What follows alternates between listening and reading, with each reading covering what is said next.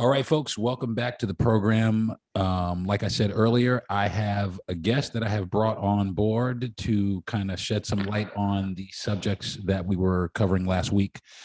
This gentleman is very near and dear to my heart. It's my best friend, and who happens to be a firearms aficionado. Please welcome to the podcast my very good friend and the gentleman I called out last week. David Chittum, welcome to the program, my man. What's happening? Yeah. Thank you for happening. Thanks for having me over here. I'm excited to be on the Darren Harris podcast. Had technical difficulties with the jet last week.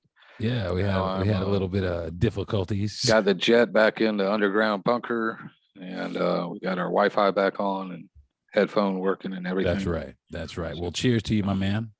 Ready for action. And to you, sir.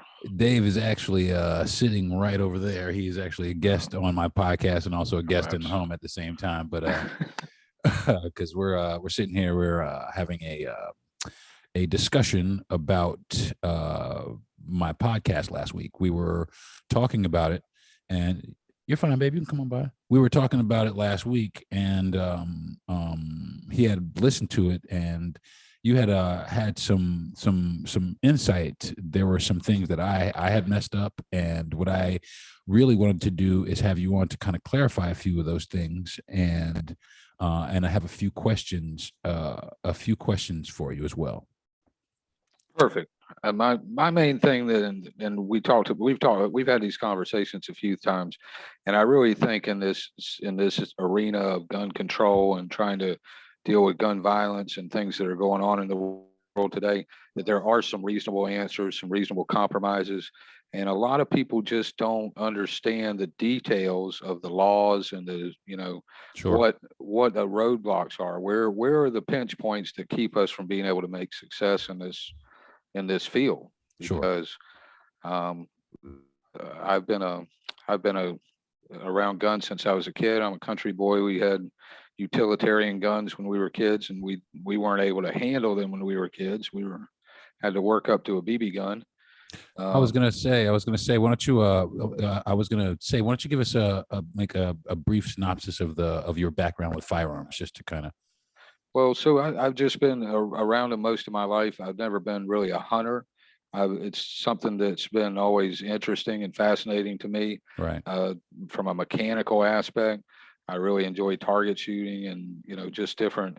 It's kind of one of those nerd things, people like to take computers apart and do things with them. And it's always been an interest to me.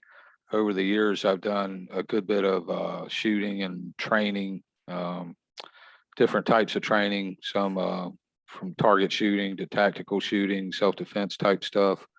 I've done military training, police training, and worked with some people that were really highly qualified, some friends that are published and, have a lot of practical data and scientific data behind them.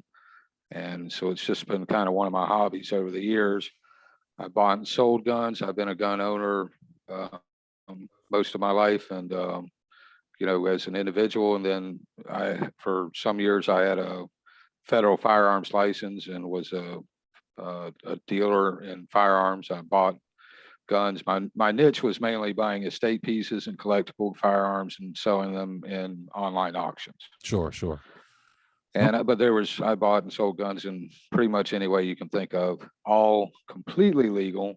I've been very diligent at understanding and knowing the laws relative to firearms, because if you don't, you will go to federal prison. There's no makeup on that one, and you never get to own a firearm again. I actually made a mistake last week on my podcast, and I had said something about the laws here in the state that we live in that wasn't exactly true, or was not necessarily true, or it was just maybe misunderstood. That there is no license requirement to own a gun here in the state of Florida, but there's not a permit or a license, but people were thinking I was meaning a driver's license. Right. And so and we talked about that. What you said wasn't actually incorrect, but you used the term license, which, and the reason that it becomes important is like I told you before, it comes relative to certain things that gun owners are concerned about. And when you mentioned that you were thinking of like a gun license or a gun permit of any type, and you don't have to have a permit or a license to own a gun in the state of Florida at all, or to buy a gun. There's no such thing. Right. There's no gun registration in the state of Florida.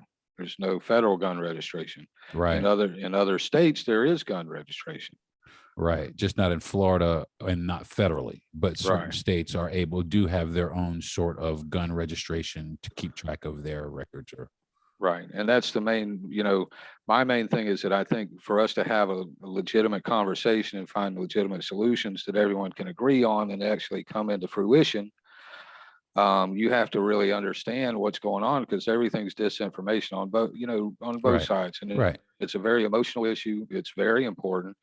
And there's a lot of technical issues to it. There's a lot of technical things to it. I mean, people don't understand what is an AR-15. You got one side saying, well, it shoots 22s, and you got another side saying it tears people apart. Right. Well, there's very, scientific detail to exactly what that weapon is designed for, how it functions, and what it does to you. Right.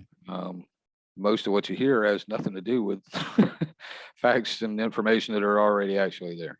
Right. And it's a so there's a lot of, I don't want to get too far into one side or another. I want to answer your questions and try and be, a resource for people to be able to make an informed decision, because it is important. I think there are solutions that can happen. I think that once people understand where those little sticking points are, they'll find compromises. Right. Right. And I think when they understand how things already are and that these options are accessible, they'll also probably start asking questions about why aren't we already doing these things. Well, yeah, I think a lot of it is like going back to the AR-15 thing, and nobody's saying that you shouldn't own one or can't own one. I'm not saying that at all.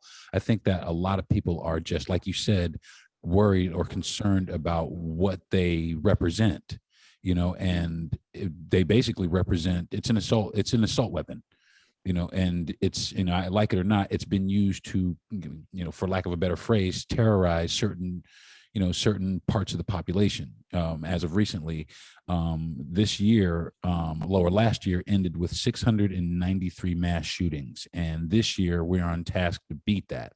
Now, I'm not saying that that's directly the gun makers or the gun itself, because it's really not.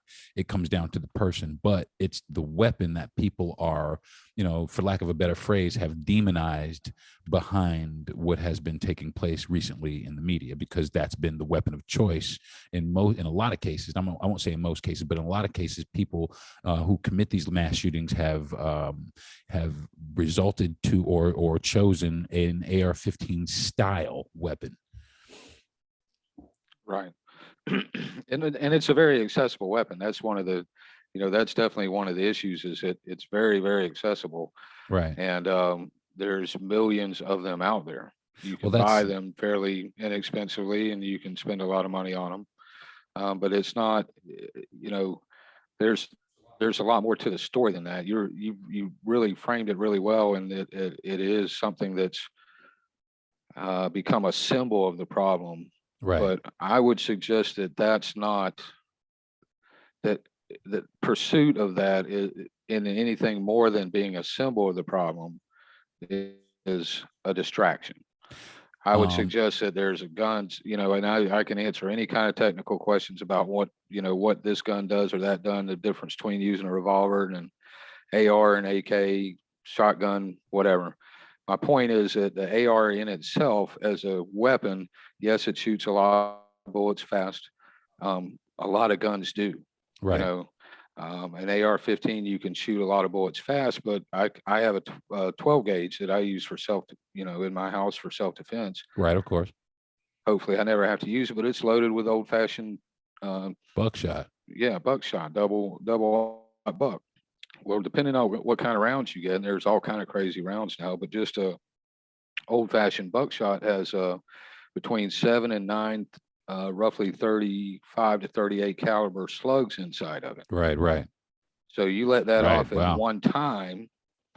Yeah, you take half of somebody's body off. And you have depending on if you're the pattern spreads out. It's a whole different type. You know, I if you guess want to talk about carnage, a bird gun is far worse than an AR-15 when you're in up close. Now, an right, AR-15 at range, like the guy that shot up the concert in Las Vegas, right. he was, That's he pretty.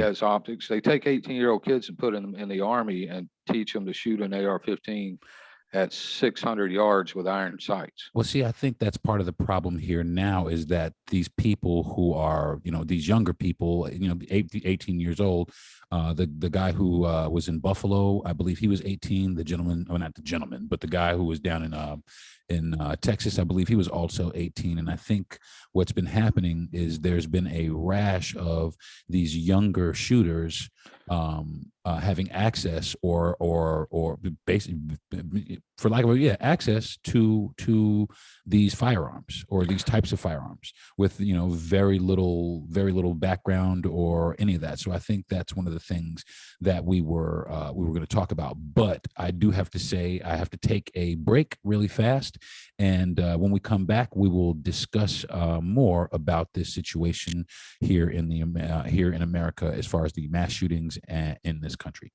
I am joined by my man David Chittum here on the Darren Harris podcast. I'll be right back after a short pause.